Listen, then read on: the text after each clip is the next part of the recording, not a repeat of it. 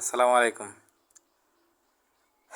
আজকে চিন্তা করতেছিলাম পুলিশ বিষয়ে, যে পুলিশের চাকরিটা আসলে মানুষ কেন করে বা কিভাবে করে, বা পুলিশের চাকরি করতে কি যোগ্যতা লাগে, বা এর বৈধতা আছে কি না আছে।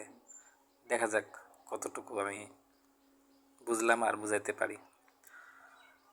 তো আমি একটা মোটরসাইকেল কিনলাম। মোটরসাইকেলটা কিনলাম 22 সালের শেষের দিকে একজনের কাছ থেকে। পুরান ভাঙ্গাচোরা একটা লাইসেন্সবিহীন একটা মোটরসাইকেল কিনলাম। দামটাও বলে দিই, সেটার দাম ছিল 17,000 টাকা। ঠিক আছে। তো এই গাড়িটা আমি ইচ্ছা মতো আমার যতটুকু এরিয়া আছে, 10, 15, 20 কিলোমিটার এরিয়া আছে, এর ভিতরে নিয়মিতভাবেই চালাই। প্রায় 2 বছর মতো, 2 বছরের কাছাকাছি কোনো পুলিশ আমাকে ধরে নাই, বা সেরকম কিছু হয় নাই। তো এর মাঝে একদিনকে একটা পুলিশ পাড়ার ভিতরে দেখা হলো, আমার কাছে এরকম জিজ্ঞেস করলো আমার কাছে কোনো লাইসেন্স বা কাগজপত্র আছে নাকি। আমার কাছে যেহেতু কোনো কিছু নাই, আমি ডাইরেক্ট বলে দিলাম না, আসলে আমার কাছে কোনো প্রকার কাগজপাতি নাই। সে তখন আমাকে বললো, আপনি তো মামলা খাবেন। আমি বললাম, এই গাড়ির মানে 3-4 পুরুষ আমার মুখস্থ আছে, মানে এই গাড়ির আগে যতগুলো মালিক ছিল তাদেরকে আমি চিনি।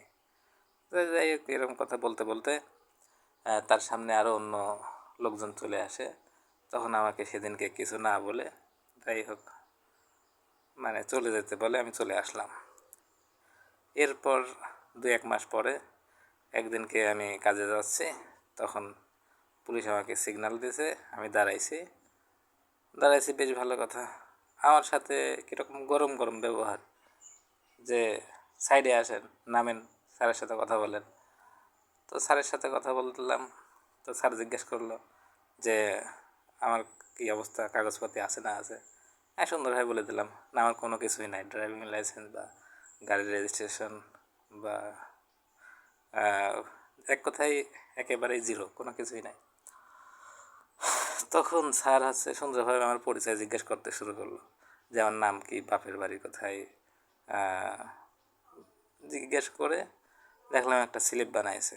স্লিপে সেখানে মোটরসাইকেলের রেজিস্ট্রেশন নাম্বার 00, যা বুঝলাম হেলমেটের মামলা 3,000 টাকা। সে 3,000 টাকার একটা স্লিপটা আমাকে দিয়ে দিল, আর গাড়িটা আমার থেকে নিয়ে আটকায় রাখলো। তাহলে এখানে কি বুঝলাম? এই 3,000 টাকা দিয়ে আমি অবশ্যই গাড়িটা ছাড়াই নিলাম। আর যে সময় লাগছিল বলতে, ওই বাসায় আসতে যাইতে যতটুকু সময় লাগছিল ততটুকু সময়। তাহলে এই গাড়ির বৈধতা ওরা কীভাবে দিল? আমাকে আবার এরকম একটা ইঙ্গিত দিল যে এরকম আমাদের সামনে হেলমেট নিয়ে চলবেন, আশা করি সমস্যা হবে না, এরকম একটা ইঙ্গিত দিল। তো এইখানে আসলে কি বুঝাইলো আর কি বুঝলাম